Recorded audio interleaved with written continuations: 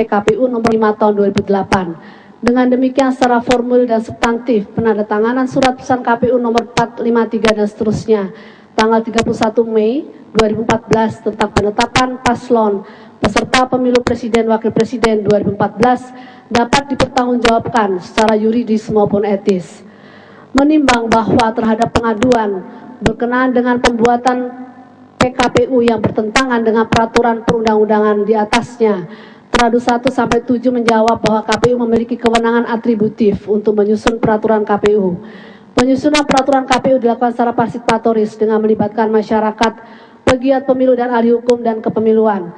Selain itu, peraturan KPU yang dibuat juga dikonsultasikan dengan Komisi 2 DPR dan pemerintah, SEQ, Kementerian Dalam Negeri. Sampai saat ini tidak ada putusan Mahkamah Agung yang menyatakan peraturan KPU ada yang bertentangan dengan peraturan perundang-undangan di atasnya. Menimbang keterangan para pihak, bukti dan dokumen dalam sidang pemeriksaan, terdapat pemahaman dan fakta sebagai berikut. Berdasarkan ketentuan pasal 7 ayat 1 huruf A, B, C, D, adalah benar Ketua KPU punya tugas memimpin rapat pleno dan seluruh kegiatan KPU, bertindak untuk dan atas nama KPU, memberikan keterangan resmi tentang kebijakan dan kegiatan KPU, dan menandatangani seluruh peraturan dan putusan KPU. Sama sekali tidak ada ketentuan menyangkut PLT atau sebutan lain yang tertera dalam Undang-Undang Nomor 15 Tahun 2011. Namun, kevakuman pengaturan menyangkut ketua yang berhalangan untuk sementara waktu, baik disebabkan oleh tugas organisasi untuk waktu tertentu atau alasan kesehatan, telah diisi oleh PKPU nomor 5 tahun 2008 sebagaimana telah beberapa kali diubah, terakhir dengan PKPU nomor 1 tahun 2010. Pasal 8 menyebutkan pengambilan putusan KPU dilakukan dalam rapat pleno anggota KPU. Selanjutnya dalam pasal 13 ayat 2 tetapkan bahwa rapat pleno KPU dipimpin oleh ketua KPU. Sedangkan apabila ketua berhalangan, maka berdasarkan ketentuan pasal 13 ayat 3, rapat pleno dipimpin oleh salah seorang anggota yang dipilih secara aklamasi. Ahli yang diajukan pengadu, Profesor Dr. Zainuddin Ali MA, menyatakan bahwa hukum tidaklah bersifat abu-abu, tetapi hitam putih. Jikalau undang-undang menyebutkan ketua, maka PLT tidaklah sah.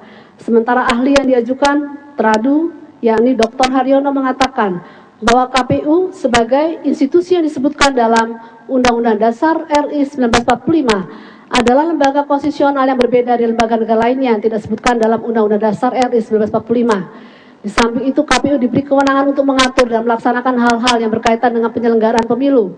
Peraturan yang dikeluarkan KPU memiliki legalitas sampai ada putusan dari pengadilan yang membatalkan peraturan tersebut.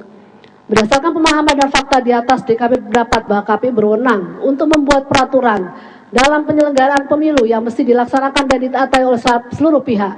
Jika peraturan tersebut dianggap bertentangan dengan peraturan perundang-undangan di atasnya, legalitasnya tetap sah sampai ada keputusan pengadilan yang membatalkannya atau putusan dari Mahkamah Agung atas judicial review yang memerintahkan pembatalan terhadap peraturan AKO. PKPU nomor 05 tahun 2008 sebagaimana telah beberapa kali diubah, terakhir dengan PKPU nomor 01 2010, tetap berlaku dan karena itu pengangkatan PLT dengan kewenangan yang melekat padanya, terutama terkait dengan penetapan paslon presiden dan wakil presiden dalam perkara AKO adalah sah. Dengan demikian, dalil pengadu dapat dikesampingkan dan para teradu terbukti tidak melakukan pelanggaran kode etik. Menimbang bahwa keputusan untuk menunjuk PLT dilatar belakangi oleh kondisi teradu 1 selaku Ketua KPU RI yang sedang berhalangan sementara oleh karena ada tugas dalam rangka Konferensi Nasional Hukum Tata Negara di Sumatera Barat 29 sampai 31 Mei 2014, maka berkenaan dengan hal tersebut DKP meyakini bahwa teradu 1 mengetahui jadwal dan tahapan pemilu presiden dan wakil presiden tahun 2014, termasuk tahapan pendaftaran, penetapan, dan pengumuman pasangan calon presiden dan wakil presiden.